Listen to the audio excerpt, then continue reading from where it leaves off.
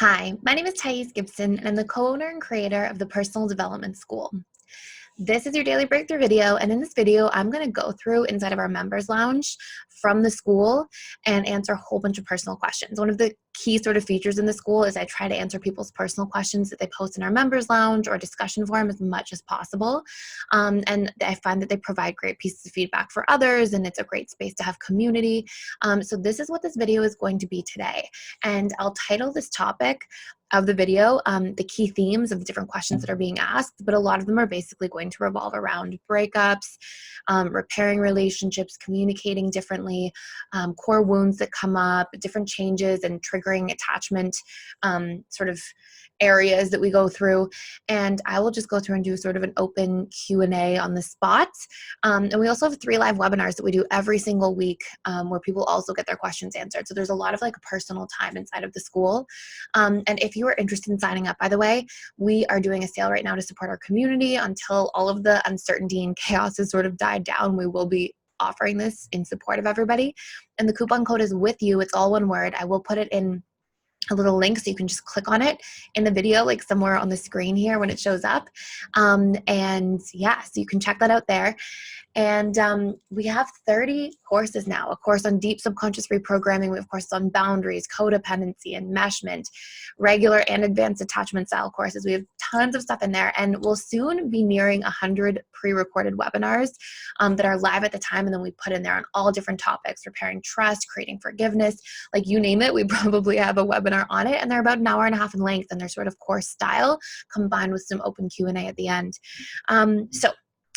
Without further ado, let's start the questions. So the first question I have, and I'm just going to use members' first letters of their name just to protect their identity in case. And I also will blur out certain details in here. So the person's general question, we'll call them Jay. And Jay says, I just joined recently. I'm so excited to have this amazing resource for self-development. Wonderful. Thank you, Jay. I have a specific situation I'm dealing with right now that I would like some input on. I've been dating a man who's going through a divorce, and the situation is bringing out my anxious attachment style. Okay. And the fear of abandonment. Do you have any tips? Okay, so absolutely. First and foremost, these can be really challenging situations when you get into dating relationships and there's somebody who's still sort of cleaning up a past relationship, or, finalizing a divorce at the end of it, or whatever it might be, because you know that this person is sort of being exposed to their ex. So first and foremost, I just will say, if somebody is at the point where they're getting a divorce and they're going through all of the craziness around the divorce, they usually don't turn back because there's a financial investment, there's all this paperwork and time, and there's usually a lot of chaos, and it can be a little bit tumultuous. And usually it pushes people further apart, to be quite honest, although there are great ways to consciously uncouple. And I'll put a course about that in the future, about conscious uncoupling, like how to go through a breakup in a way that you can really maintain healthy boundaries and relationships with each other. But generally, because there just aren't tools out there, number one, people usually split further apart.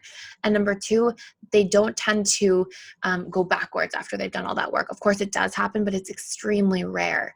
I think I've only seen it twice in my entire time working with people, like thousands of people.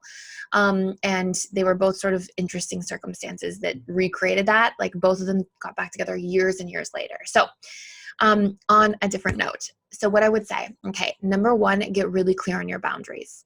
It's really important for you to be able to identify, and we have a boundaries course in there, Jay, that is like intense, all the different types of boundaries, incoming, outgoing boundary violations, you name it. But the big piece that I will say in here is get really clear on what your boundaries and expectations are as you go through this experience. So what is okay for me and what is not at a conscious level. And these will provide this framework that you can use to sort of reflect on when you feel things coming up. So let's just say, for example, you go, okay, is it okay for him to talk to his ex-wife? Well, there might be times where maybe they're co-parenting, or there might be times where it's just a necessity because they have to do some paperwork together. And I have to be okay with that. And I'm going to set the conscious intention to be okay with that. But I'm not going to be okay if they are having conversation about the past, or reflecting on romantic memories, or things like this. That's something that I would set a boundary around. So at least you have this like guiding framework for yourself ahead of time. So when things do pop up, instead of just interpreting them through your subconscious filter that's going to have abandonment trauma in it as an anxious, preoccupied attachment style person, instead of interpreting it through there, you'll actually instead be able to go, okay, you know what, they are talking, but it's in a way that seems fair to me. And so I'm going to be okay with it. And it's proactively preventing your mind from giving meaning to the situation based on past triggers that will create this narrative that could be really tormenting. So if you see them talk on the phone, but you didn't set this boundary and think about these things consciously before, maybe you're like, what if they have feelings? What if they're getting back? But if you know it's a 15-minute conversation, it's just paperwork related, your brain's going to be able to put it in that category and go, okay, it's falling into this category. It's okay. Okay. So that's a huge thing. Number two, I would also get really clear about your needs. So if they do have to communicate, or if they are going through things, instead of having a fear of abandonment and then sharing that, a better, more effective thing to do is to instead communicate about what you need when you feel that way. So maybe saying, hey, it's a little bit challenging for me, as to be with somebody going through a divorce right now, not because I don't care and value the relationship and not because I'm unwilling to do it, but because it's just scary. You're in connection with your ex and it's a little bit vulnerable for me. So if you do have to communicate, I need from you to actually be, reinforcing and validating towards me if you feel okay about that. And by communicating that need, you have a healthy solution. And the third piece of advice I would say that's major is go through and write all the stories, all the meaning you are giving on autopilot without realizing about the divorce. So, they might fall back in love, whatever it is, okay, all those pieces, and question those stories, because we tell a lot of scary stories to ourselves on autopilot, and we can really terrorize ourselves in our mind accidentally with these painful stories. So it's a really important thing to do. So our next question is from somebody we'll call LM. And this individual says, as an FA, I crave meaningful, thought-provoking conversation. Very common amongst FAs. I find many men on dating apps struggle with this, either because it's not their preference, they don't know how to go there, or they misinterpret it as me trying to take things too fast. But I get disinterested and turned off making small talk. Any suggestions for navigating this? If somebody keeps asking me surface level questions, where do you live? How long do you live there, etc.? Is there a script I can use to indicate my conversation preference? Or is that just a sign it's not a match and I should move on? Okay, so great question. So one of the first things I would say is sometimes I notice that people, even though they might really love deep conversation, maybe they don't want to have that deeper conversation over a text. Maybe they feel more comfortable having that kind of conversation in person. So I think, to have the proper judge of character, like if you think on a dating app that the person seems really wonderful and kind and has all these good qualities that you like, I would wait until you're in person, because usually you'll see a drastic difference. I can't tell you how many people I've spoken to over the years who have been on dating apps and will say things like, I'm not really much of a texter, or I don't really like talking on dating apps. I prefer to save that for in person. So I would just get clear about that first, so that you give things like an opportunity. But I know how important that meaningful conversation is to fearful avoidance. And that you may not want to waste your time going to dinner with somebody or something like that if you think that the person is just going to be very surface. So what I recommend is sharing how important that is to you in advance and seeing how somebody responds. So you can even turn that into something more surface, saying like, what are 3 things you love when you are in, relationships, or what are 3 things that are important to you? And then saying, meaningful, thought-provoking conversation is my top 1, or something like that. So it sets that standard for somebody, and that prevents them proactively from misinterpreting you bringing that to the table as you trying to introduce, moving really quickly into the relationship. And you can also make space in that conversation for somebody to say, hey, I really appreciate that too, but I prefer to do it in person. Or you create space to really identify, instead of both people trying to like make these assessments sort of in the dark, right? You not knowing if they're going to be different in person than over text message, and them not really knowing what your expectations are, and if you're trying to move things along so quickly by introducing that degree of conversation. So I think that's a really important piece in there. It's a great question. And this person also says, is there a list of core wounds in the members lounge? And could you talk through common core wounds associated with specific attachment styles? So the answer is yes. Just on a side note, there is a list of core wounds in most of the courses as a reference point, especially the emotional mastery and belief reprogramming course. And just for you guys watching this on YouTube, we all have core wounds, and what I've identified through my practice and through different studying and certifications and learning that I've done over the years, I've realized that there are sort of around 18 to 22 major core wounds, which are these like bottom rung painful interpretations we give to things. It's basically the meaning we give to situations. And these are things like, I am not good enough, I am unloved, really common ones that you guys know. But then there are other core wounds that really hurt us, like I am unimportant, I don't belong, I am unseen, or I am unheard, I am disrespected, I am stupid. This is a huge one that people give meaning to all of the time. And these are the things that we build these narratives around and then identify with our sense of self. And in the different attachment style courses, I go through in detail which attachment styles are associated with which core wounds. But some of you might know from earlier videos on the channel, a big core wound, for example, for dismissive avoidance are things like I'm defective, or something's wrong with me. I am unsafe. I am trapped. I am helpless. I am stuck. Okay, really painful ones. Fearful avoidance tend to share a lot of those, as well as the anxious side core wounds. I am abandoned. I am alone, or I will be left alone. I am excluded. I don't belong. I am disliked. These can be really painful core wounds, and those are also the anxious specifically, and a lot of the fearful avoidance have all of those. So in a lot of our courses, we talk about the different interpretations and meaning we give to things that tend to catalyze those core wounds, or like activate them really, and how we can really reprogram them at the core, because by doing that, we change our thought patterns accordingly over time, because most of our thought patterns basically are activated through core wounds that are being touched on, or unmet needs that we have when it comes to the negative side of our internal dialogue. And so when we can reprogram those and create really healthy strategies to get our needs met on a regular basis, as a byproduct of that, our internal dialogue naturally becomes more gentle, more kind, more compassionate, more fulfilled. We become more optimistic, all these different really powerful things. So the next piece I have is this person's name. They shared a name called Free.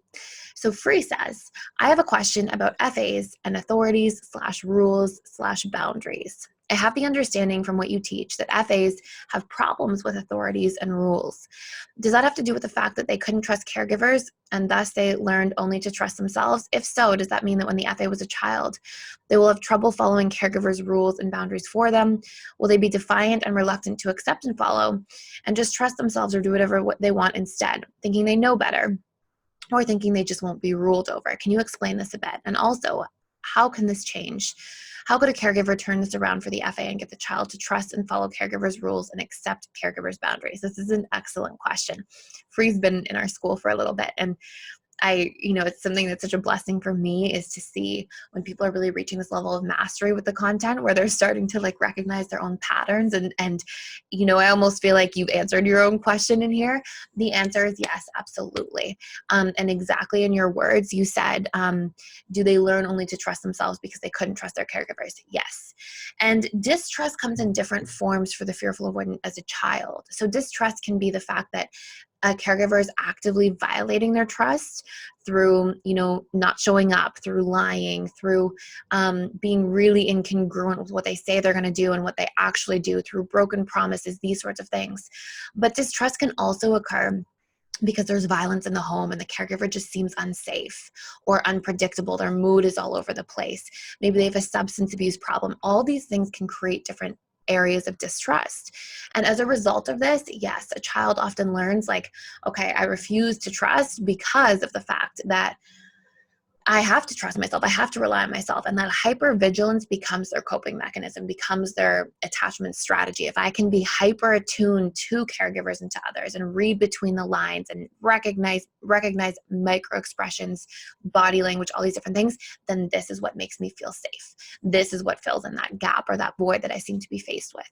And so through doing that, what we eventually see is oftentimes this individual will struggle with authority figures because we tend to project our relationship to our parents onto other things that trigger similar associations in the subconscious mind. So for example, you might act towards your boss in your workplace similarly to how you reacted towards your father or towards your mother.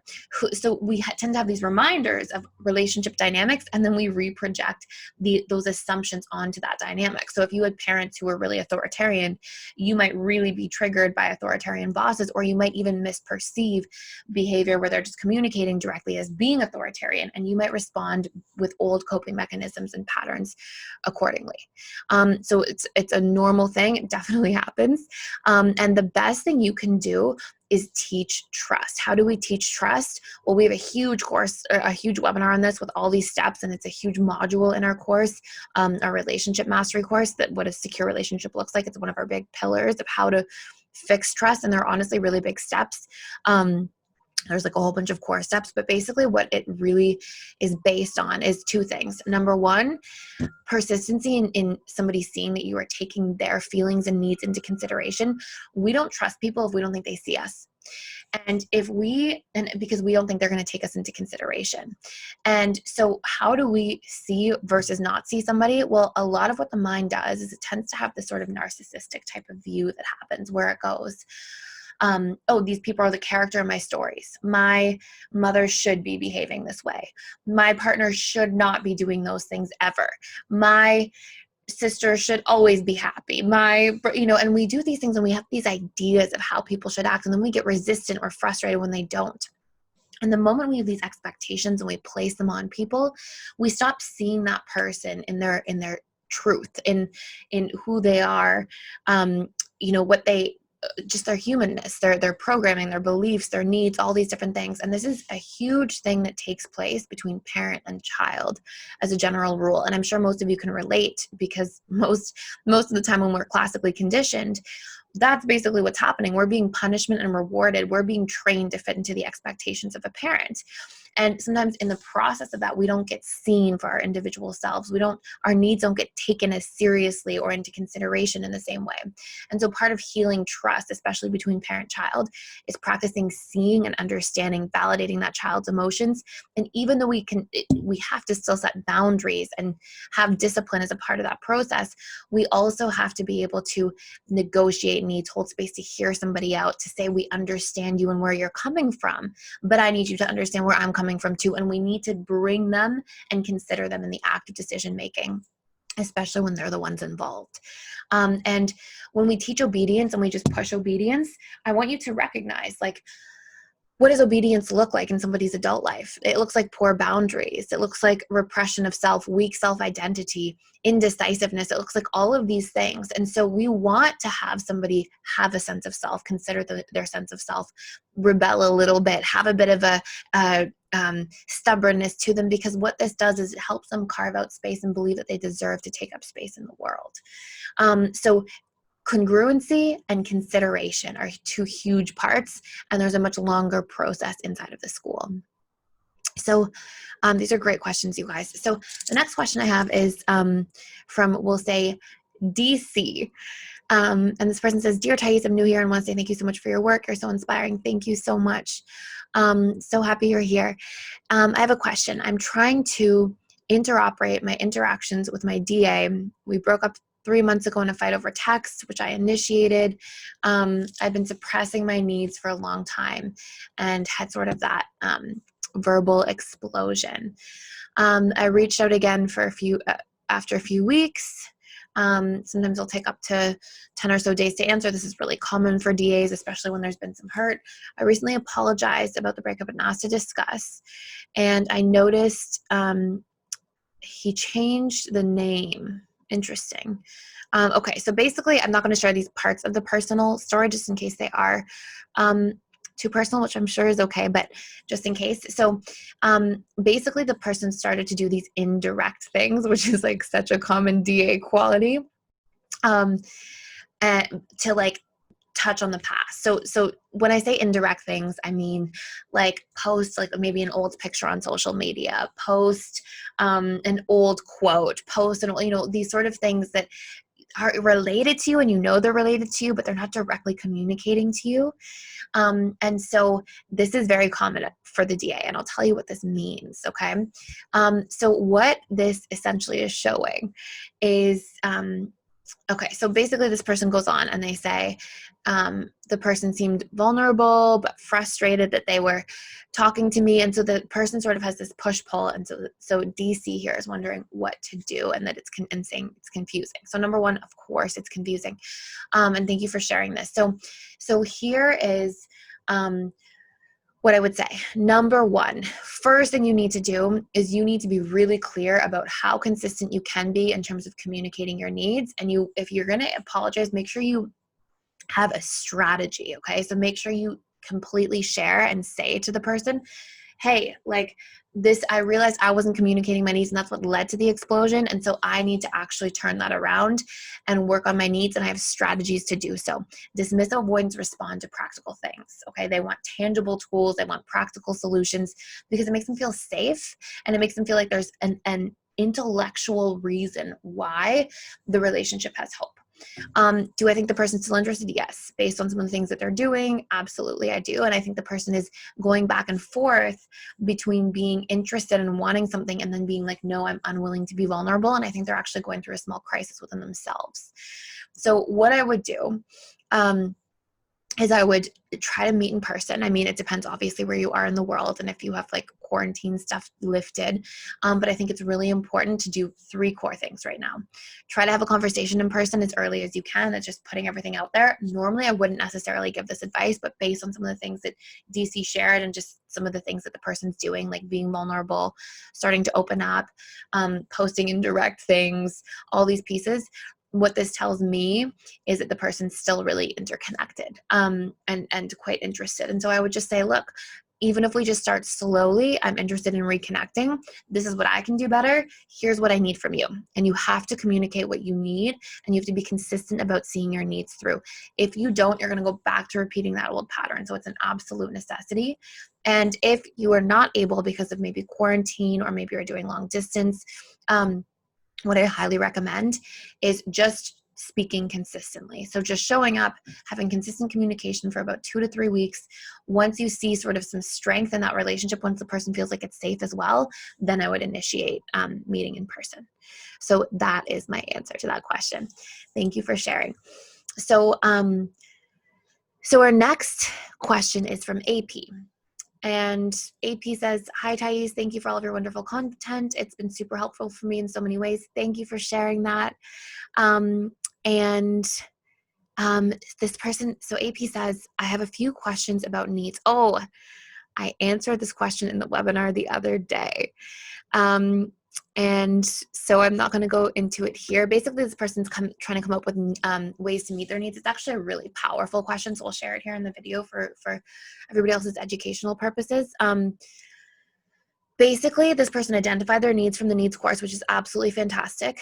And they mentioned, okay, how can I go through and get my need met for approval? Like, why do I don't want to sort of have this need for approval? I feel like I constantly need it. And then I can sort of get into these spirals of thinking about things, especially with their partner. So here's my answer to this. Usually if we have a really high need for approval, it's because our brain is equilibrating from something. That something being active disapproval that we have in a relationship to ourselves. Okay.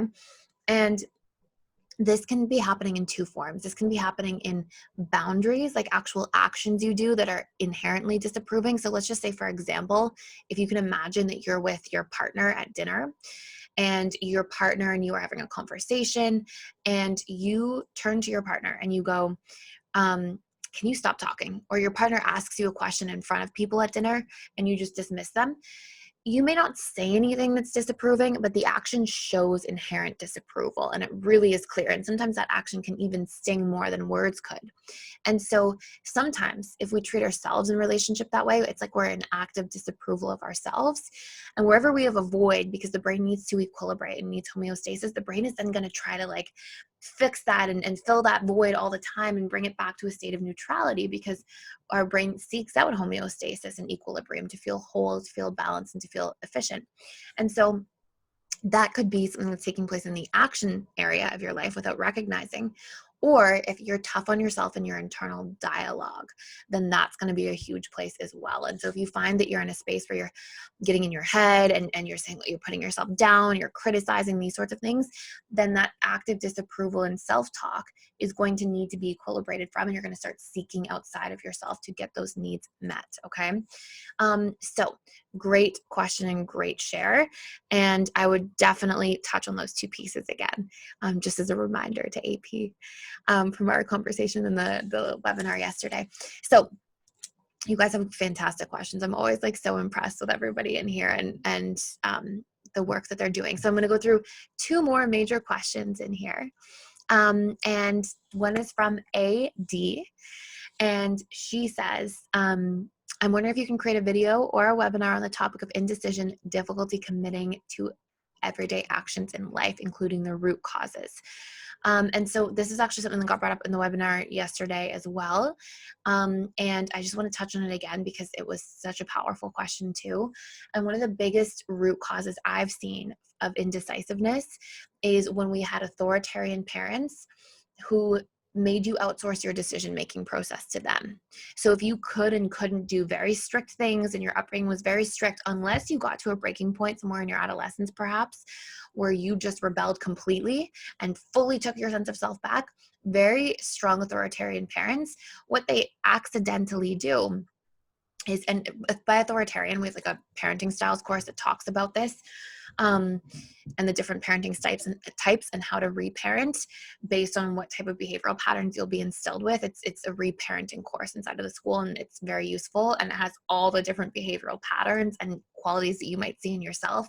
But that's for a different time. So what we talk about is authoritarian parents specifically. Sometimes what we'll see is that what they do is they accidentally invade your boundaries all the time. You can't do this, you can do this. You don't cry, punishment for this, strictness around that. And so what this does is, it, as a child, you learn, okay, well, I don't really get to have a sense of self. So you lose your boundaries to your parent. And part of the essence of that is you develop a weaker sense of self-identity in terms of clarity for who you are, what you want, because a lot of you think, well, I don't have permission to go live those things out. And so the most common piece that I see in terms of people who are getting into a space where they struggle with indecisiveness, it's usually because sometime long ago they learned that they weren't really allowed to make their own decisions, and that became a subconscious program over time. So how do we change that? Well, one of the biggest ways that we can change indecisiveness is specifically through getting our boundaries really clear ahead of time, and then actually taking our power back by practicing reflecting on what we truly want on a regular basis. And we actually have to rebuild it. It's not necessarily something where you just do the boundary course and then, although that will help so much, honestly, it's not something where it's like in terms of every piece of clarity in your life, like your boundaries and getting clear on your boundaries and the thought boundaries, emotional boundaries, time boundaries, all of our different types of boundaries that we have. Once you have those set out, it's like you now have your blueprint of your self-identity, and the needs course combined with that will really color in that blueprint. But then sometimes you might still have these moments where you're like, I still feel indecisive about that. And you can refer back to, okay, well, what are my needs and what are my boundaries? And that will really help. But sometimes to get clear and be clear in real time, you have to actively self-reflect on what you truly want on a regular basis. Because it's sort of like if you imagine you're in a relationship with somebody and then they just go missing for 6 months, even though you might know a lot about them and their blueprint, to really be in harmony and the swing of things with them clearly on a daily basis, you need to get to know them again for a little bit, and you have to rebuild that relationship. And so part of the healing is doing that again. And so while you can have your blueprint from your needs and your boundaries, just getting to know yourself on a reflective daily basis to get clear about all of your decisions will be really powerful and honestly life-changing. And the more clarity we have, usually the more successful we are, the more fulfilled we feel, and the more we give ourselves permission to really go after what we want because we know that it's true for us. So a really powerful thing to do. So our next question is, we'll say A20. And so A20 says, hi, Thais, thanks a lot for the amazing work you do. You're helping a lot of people. Thank you, A20. I so appreciate that. Thank you guys for your kindness in all of these comments, by the way. It's really sweet. And I'm really, my heart is appreciating. So A20 says, I noticed about myself that I tend to guess how people would think and react and adjust my behavior accordingly. For example, I may expect someone to get provoked if I dress up a certain way or put on makeup to look attractive, and hence I downplay my looks because I expect them to be intimidated by it. It is, of course, so tiring to keep doing that. I just want to free myself from this and be myself. So my 2 questions are, why do I do this and how do I stop? Great question. Okay. We do these things, we make decisions based on our subconscious personality needs. And so something I see that's quite common is if somebody's highest personality needs is emotional connection or approval, then often what happens is we make decisions more from the outside in than the inside out. And to a certain degree, it's still actually the inside out, because it's based on one of your highest needs. But sometimes we have an unhealthy relationship to our needs, where we can be out of balance in the way that we've been taught to get these needs met. So for example, you might have been conditioned to believe that, well, emotional connection comes through other people, because nobody growing up tells you you have a relationship to yourself and it's a real and valid relationship, and you can get emotional connection through that relationship. So instead, we're like, oh my goodness, we have to get it from outside of us, and it becomes this challenging thing. And so then when we want to make decisions based on a really deep need that we have, if that need is for emotional connection, or that need is for approval to feel safe in the world, or whatever it might be, and then often you can make these decisions that are trying to fit yourself into a box to appease people so you can get your need for connection met. And it can be really exhausting. And it can be especially exhausting if you have other competing needs that are lower down the totem pole. So if you have another need underneath, for example, for creativity, and maybe makeup and dressing up is like a form of exercising that creativity and expressing yourself. And then because emotional connection comes first, you repress that type of expression for the need to meet the need of creativity in favor of emotional connection. So it's like you're always choosing one part of yourself over another. You have competing needs. And when we have that, it's especially exhausting. So what I highly recommend doing, if this is something you're experiencing, is number one, ask yourself, what am I afraid will happen if I stop doing this? And this is going to help to clarify what the need is. So you might go, I'm afraid I'll be abandoned. I'm afraid I'll lose all my friends. I'm afraid that my partner will leave me. I'm afraid of, and get really clear about what those worst fears are, and start by questioning those stories, because we give a lot of meaning to things from a subconscious space that once we surface it to the conscious level and question it and really try to equilibrate it by proving otherwise and finding evidence on the other side for why these things won't happen, we sort of live in these like realities at a subconscious level where we're believing these painful things, and we act out of a coping mechanism accordingly, when maybe these things wouldn't actually happen. Like, can you really truly know, for example, that if you were more expressive with the way you look, that people would leave you, right? Could you really truly know that if you wear more makeup, that your friends won't like you the same way? You know, so sometimes we have to really question these things and get clear about them. And we can't fully do this until we make them completely conscious. So that's a huge thing. And the other thing is, how do I stop? Well, so then once you've worked through that story, ask yourself, well, what do I need then to feel safe expressing myself? And maybe you need validation from your friends that it's okay. Maybe you need to know that your friends are going to stick with you no matter what, or your partner isn't going to, maybe you just need more validation or reassurance from your partner. And so what you can do is you can meet the need for maybe that creativity by dressing up and putting on makeup and doing these things. And then you can also get the need met by identifying it and expressing it to those you care about, that you have the fear around in the first place. So you're doing the internal work and the external expression, which creates healthy interdependency at the same time. So great questions. Okay. I'll answer one last question in here. And these are wonderful questions again, by the way. So we'll call this person G. And G says, do you think that the reason AAs get bored easily when beginning a relationship with a secure person, or a person who doesn't trigger them as much in general, is because they aren't as preoccupied when they are with them? And they perceive that lack of preoccupation as boredom or lackluster relationship. If so, what can we do to get over this? How can we retarget the energy we put towards preoccupation towards something more productive? Or is it simply because they need to find more exciting things to do with their partner, or both? So I just want to validate G in here.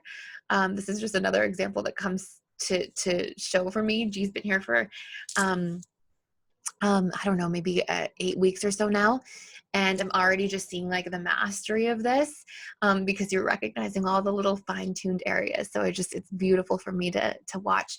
So you're absolutely right. So what can happen is so number one, if you're with somebody secure, it's because you've started to do enough work for where you're ready for a secure person to sort of be a match, right?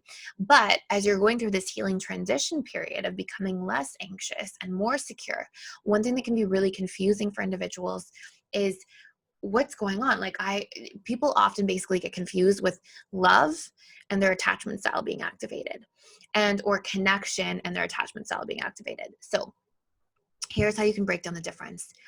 Number one, there's a few different ways. Number one is if you feel attraction to the person and if you feel some degree of excitement and interest, you have feelings. If you're just disinterested, then you're disinterested and you have to listen to that. And I know that might be like a really clear thing from the outside, but sometimes this advice really hits home with people on the inside, because sometimes they think, oh, well, this person is secure, so I should be with them or I should be interested. If you don't feel some kind of chemistry or excitement, then there actually just isn't an interest, okay? But there's a huge difference between feeling like lots of chemistry and excitement that's also intermingled with like fear and um, and triggering and fear of abandonment and inconsistency and instability, and your attachment style just being activated and not feeling good, and that versus attraction, chemistry, interest in a way that feels harmonious, balanced, grounded, and beneficial. And so if you're experiencing one without the other, like basically you want to decide, where am I at? Am I chemistry but just my attachment style isn't activated, and that's a great sign of me healing?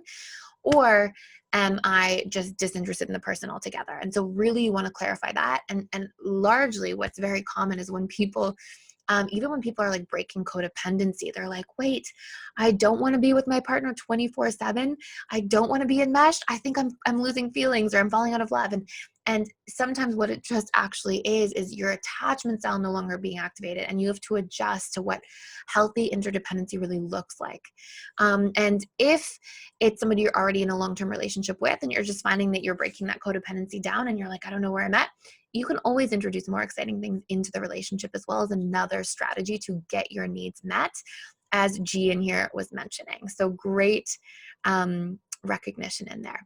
So I'm going to wrap this up for today. I'm going to do another video similar to this tomorrow. And it's just going to be like some freestyling of these different questions and different common things that pop up. So I just want to thank our members in here for sharing this and for putting ideas out here, and for everybody's kind words. And yeah, thank you guys. And I will see you all in the next video.